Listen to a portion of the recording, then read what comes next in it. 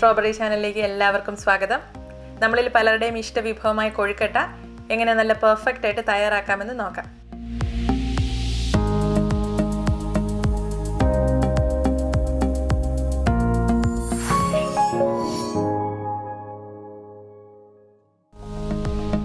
ആദ്യം തന്നെ ഇതിലേക്കുള്ള ഫില്ലിങ് തയ്യാറാക്കാം. അപ്പോൾ അതിനായിട്ടൊരു പാനിലേക്ക് 100 ഗ്രാം ശർക്കര എടുക്കുന്നു.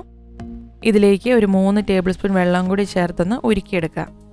ശർക്കര ചെറിയ കഷ്ണങ്ങളായിട്ട് മുറിച്ചിട്ടിരിക്കുന്നത് കൊണ്ട് വേഗം തന്നെ ഉരുക്കി കിട്ടും. അപ്പോൾ ലോയ്ക്കും മീഡിയത്തിനും ഇടയിലൊരു ഫ്ലെയിമിലിട്ട് ഉരുക്കിയെടുക്കാം. ഞാനിവിടെ ശർക്കര കറക്റ്റ് ഉരുക്കി വരാൻ മാത്രമുള്ള വെള്ളമേ ചേർത്തിട്ടുള്ളൂ. അഥവാ ഈ ശർക്കരയിൽ തരികളും പൊടികളൊക്കെ ഉണ്ട്, അതുകൊണ്ട് അതൊന്ന് അരിച്ചെടുക്കണമെന്ന് തോന്നുവാണെങ്കിൽ വെള്ളം 2 ടേബിൾ സ്പൂൺ കൂടുതൽ ഒഴിക്കുക. അപ്പോൾ സ്വല്പം ലൂസായിട്ടിരിക്കും. അപ്പോൾ നമുക്ക് ഈസി ആയിട്ട് അരിച്ചെടുക്കാൻ പറ്റും. ഇതിലിപ്പോൾ വലിയ തരികളൊന്നും ഇല്ലാത്തതുകൊണ്ട് ഞാൻ അരിക്കുന്നില്ല. ഇതിപ്പോൾ നന്നായിട്ട് ഉരുകി വന്നിട്ടുണ്ട്. ഇനി ഇതിലേക്ക് തേങ്ങ ചേർക്കാം. 1 കപ്പ് തേങ്ങയാണ് ചേർക്കുന്നത്. വെയിറ്റ് പറഞ്ഞാൽ 100 ഗ്രാംസ് ഉണ്ട്. ഇനി ഇത് 1-2 മിനിറ്റ് ഒന്ന് ഇളക്കി ഇതിനുള്ളിലെ വെള്ളം ഒന്ന് വറ്റിച്ചെടുക്കണം. അപ്പോൾ തേങ്ങയ്ക്കുള്ളിൽ നിന്നും കുറച്ച് വെള്ളം ഇറങ്ങും. പിന്നെ ശർക്കരയിൽ ഒഴിച്ച വെള്ളം കുറച്ച് ബാക്കിയുണ്ട്. അപ്പോൾ അതൊന്ന് വറ്റിച്ച് ഡ്രൈ ആക്കിയെടുക്കാം. അപ്പോൾ ശർക്കര ഉരുക്കാനായിട്ട് കറക്റ്റ് വെള്ളം ഒഴിച്ചിട്ടുള്ളൂ. അതുകൊണ്ട് ഒത്തിരി ലൂസായിട്ടൊന്നും അല്ല കിടക്കുന്നത്. നമുക്ക് വളരെ വേഗം തന്നെ വിളയിച്ചെടുക്കാൻ പറ്റും. അപ്പോൾ ഇത് വിളയിച്ചെടുക്കുമ്പോൾ ഒത്തിരി അങ്ങ് ഡ്രൈ ആക്കി ഉണക്കിയെടുക്കേണ്ട കാര്യമില്ല. സോഫ്റ്റ്നെസ് ഉണ്ടായിരിക്കണം, പക്ഷേ വെള്ളമായിട്ട് ഒഴുകി കിടക്കരുത്. ഇനി ഇതിലേക്ക് 1/4 ടീസ്പൂൺ ഏലക്ക പൊടിച്ചത്, 1/4 ടീസ്പൂൺ ജീരകം പൊടിച്ചത്, 1/4 ടീസ്പൂൺ ഉപ്പ് ഇവയും കൂടെ ചേർത്ത് നന്നായിട്ടൊന്ന് ഇളക്കി യോജിപ്പിക്കാം. ടേസ്റ്റ് നോക്കിയിട്ട് ആവശ്യമെങ്കിൽ ഇതൊക്കെ കൂടുതൽ ചേർക്കുക. അപ്പോൾ ഇത്രയും ചെയ്താലും മതി, നമ്മുടെ ഫില്ലിങ് റെഡിയാണ്. പക്ഷേ ഞാൻ ഇതിലേക്ക് ഇനി കുറച്ച് നെയ്യ് കൂടി ചേർക്കുന്നുണ്ട്. 1 ടീസ്പൂൺ നെയ്യാണ് ചേർക്കുന്നത്. അപ്പോൾ അത് ഓപ്ഷനിലാണ്, താല്പര്യമുള്ളവർ ചേർത്താൽ മതി. നെയ്യും കൂടി ചേർത്ത് വിളയിക്കുവാണെങ്കിൽ ഈ ഫില്ലിങ്ങിന് ടേസ്റ്റ് കൂടുതലായിരിക്കും. ഇത് ഈ രീതിയിൽ നല്ല കട്ടിക്ക് കാണുമ്പോൾ ഇതിനുള്ളിൽ കടിച്ചിരിക്കില്ലേ എന്ന് വിചാരിക്കും, പക്ഷേ ഇല്ല. ഇതിനുള്ളിൽ ആവി കയറി വേകുമ്പോൾ ഇത് നല്ല സോഫ്റ്റ് ആയിട്ട് വരും. അപ്പോൾ കൂടുതലായിട്ട് വെള്ളം കിടന്നാൽ കൊഴുക്കട്ടയ്ക്ക് ഇടയിലൂടെ ഇത് ഒഴുകും. ഇതിപ്പോൾ നന്നായി വിളയിച്ചെടുത്തിട്ടുണ്ട്. ഇതിന് തണുക്കാനായിട്ട് മാറ്റി വയ്ക്കാം. അപ്പോൾ ഫില്ലിംഗ് ഈ രീതിയിൽ വിളയിച്ചെടുക്കണമെന്ന് നിർബന്ധമില്ല. ശർക്കരയും തേങ്ങയും മറ്റ് ഇൻഗ്രീഡിയൻസ് എല്ലാം കൂടി മിക്സ് ചെയ്ത് അവലൊക്കെ നനച്ചെടുക്കുന്ന രീതിയിൽ മിക്സ് ചെയ്തെടുത്താലും മതി. ഇനി അരിപ്പൊടി കുഴയ്ക്കാനുള്ള വെള്ളം തിളപ്പിച്ചെടുക്കാം. അപ്പോൾ ഒരു പാനിലേക്ക് 1 കപ്പ് വെള്ളം ഒഴിച്ചിട്ടുണ്ട്.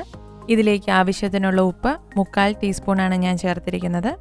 ഇനി ഒരു 1/2 ടീസ്പൂൺ വെളിച്ചെണ്ണ, എണ്ണയ്ക്ക് പകരം നെയ്യ് വേണമെങ്കിലും ചേർക്കാം. അപ്പോൾ ഇതെല്ലാം ചേർത്ത് നന്നായിട്ടൊന്ന് മിക്സ് ചെയ്യുക. ടേസ്റ്റ് നോക്കിയിട്ട് ആവശ്യമെങ്കിൽ ഉപ്പ് ചേർക്കുക.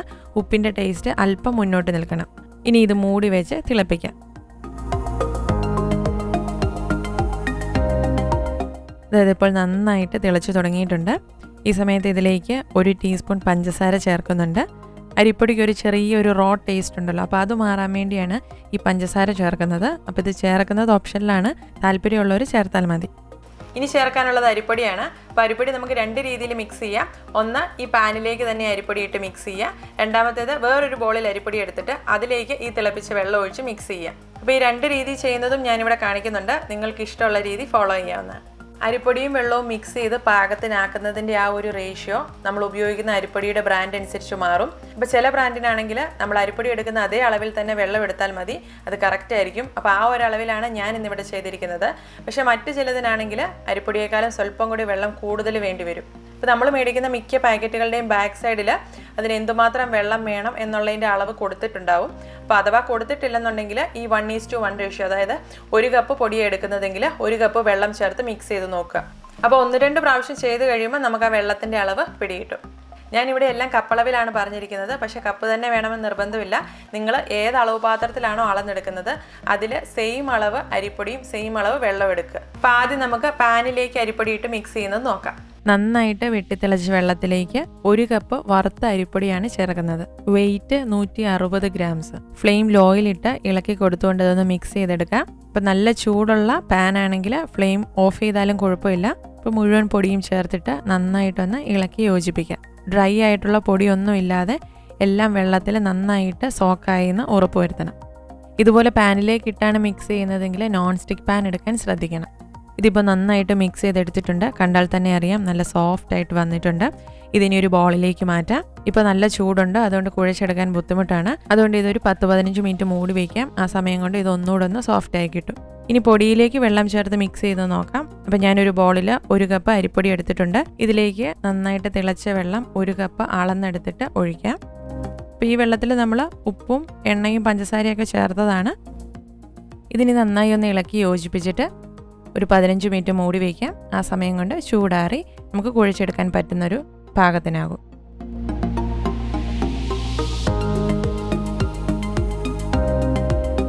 ഇതിപ്പോൾ അത്യാവശ്യം തണുത്തിട്ടുണ്ട്, കുഴയ്ക്കാൻ പറ്റുന്ന ഒരു ചൂടിലേക്കായിട്ടുണ്ട്. നമുക്ക് നന്നായിട്ടൊന്ന് കുഴച്ചെടുക്കാം. ഇതിൽ ചേർത്ത വെള്ളത്തിൻ്റെ അളവ് കറക്റ്റ് ആണെങ്കിൽ ഇതുപോലെ നല്ല ഫിനിഷിങ്ങിൽ നമുക്ക് ഉരുട്ടിയെടുക്കാൻ പറ്റും. ഇതിന് ചെറിയ ബോൾസ് ആയിട്ടൊന്ന് ഉരുട്ടിയെടുക്കാം. അപ്പം ഈ 1 കപ്പ് പൊടി കൊണ്ട് 7 കൊഴുക്കട്ടയാണ് തയ്യാറാക്കാൻ പറ്റുന്നത്. ഒരേ സൈസിലുള്ള 7 ബോൾസ് കിട്ടാൻ വേണ്ടി ഞാൻ ആദ്യം 7 എണ്ണം ഒന്ന് ഉരുട്ടി വെച്ചതിന് ശേഷമാണ് ഫില്ലിങ് വെക്കാനായിട്ട് പരത്തിയെടുക്കുന്നത്. ഇനി ഇത് ഉരുട്ടിയും പരത്തിയൊക്കെ ചെയ്യുന്ന സമയത്ത് കയ്യിൽ ഒട്ടിപ്പിടിക്കുന്നുണ്ടെങ്കിൽ 2 കൈയുടെ ഉള്ളിൽ കുറച്ച് വെള്ളമോ അല്ലെങ്കിൽ എണ്ണയോ തേച്ചാൽ മതി. ഒട്ടും ഒട്ടിപ്പിടിക്കാതെ നല്ല ഫിനിഷിങ്ങിൽ ചെയ്യാൻ പറ്റും. ഞാൻ വെള്ളം തേച്ചാണ് ഇതെല്ലാം ഉരുട്ടിയെടുക്കുന്നത്. എല്ലാ ബോൾസും ഇപ്പോൾ റെഡിയാക്കിയിട്ടുണ്ട്. ഇനി നമുക്ക് ഓരോന്നായിട്ട് പരത്തി അതിലേക്ക് ഫില്ലിങ് വയ്ക്കാം.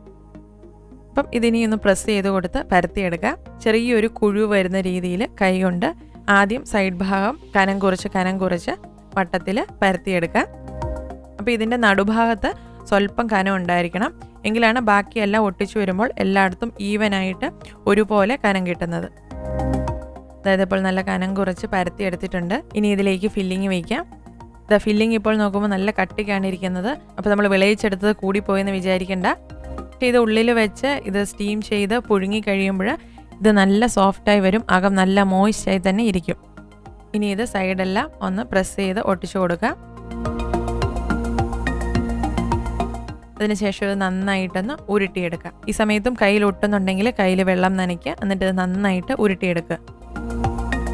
അങ്ങനെ എല്ലാ കൊഴുക്കട്ടയും ഫില്ല് ചെയ്ത് റെഡിയാക്കിയിട്ടുണ്ട്. ഇനി ഇത് വേവിക്കാനായി വയ്ക്കാം. അപ്പോൾ അതിനായിട്ട് ഒരു അപ്പച്ചമ്പിൽ വെള്ളം ഒഴിച്ച് തട്ട് വെച്ചിട്ടുണ്ട്. ഇതിന് മുകളിലേക്ക് ഓരോന്നോരോന്നായി വെച്ച് കൊടുക്കാം. ഒട്ടിപ്പിടിക്കുന്ന ടൈപ്പ് തട്ടാണെങ്കിൽ സ്വല്പം എണ്ണ ബ്രഷ് ചെയ്ത് കൊടുത്തിട്ട് വയ്ക്കുക.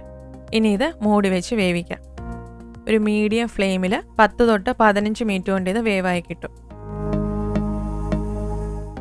ഇതിപ്പോഴൊരു 15 മിനിറ്റ് കഴിഞ്ഞിട്ടുണ്ട്. കൊഴുക്കട്ട എല്ലാം പാകത്തിന് വേവായിട്ടുണ്ട്. ഇതുപോലെ തൊട്ട് നോക്കുമ്പോൾ നമുക്ക് മനസ്സിലാവും. നേരത്തെ നമ്മൾ പ്രസ് ചെയ്താൽ താന്നു പോകുമായിരുന്നു, ഇപ്പം സ്വല്പം ഹാർഡായിട്ടാണ് ഇരിക്കുന്നത്. അങ്ങനെ വളരെ എളുപ്പത്തിൽ നമ്മുടെ കൊഴുക്കട്ട ഇവിടെ റെഡിയായിട്ടുണ്ട്. ഇത് നല്ല സോഫ്റ്റ് കൊഴുക്കട്ടയാണ്. ഇതിൻ്റെ അകം ഒന്ന് കാണിക്കാം. നല്ല മോയ്സ്റ്റായിട്ടാണ് ഇരിക്കുന്നത്. നല്ല ടേസ്റ്റിയാണ്. അപ്പോൾ നിങ്ങളെല്ലാവരും കൊഴുക്കട്ട ഇതുപോലെ ഒന്ന് ട്രൈ ചെയ്ത് നോക്കണം. നിങ്ങളുടെ അഭിപ്രായങ്ങളൊക്കെ കമൻറ്റ് ബോക്സിലൂടെ ഞങ്ങളെ അറിയിക്കണം. വീഡിയോ ഇഷ്ടമായ ലൈക്ക് ചെയ്യാനും മറ്റുള്ളവർക്ക് ഷെയർ ചെയ്ത് കൊടുക്കാനും മടിക്കരുത്. മറ്റൊരു വീഡിയോയിലൂടെ കാണാം. എല്ലാവർക്കും നന്ദി.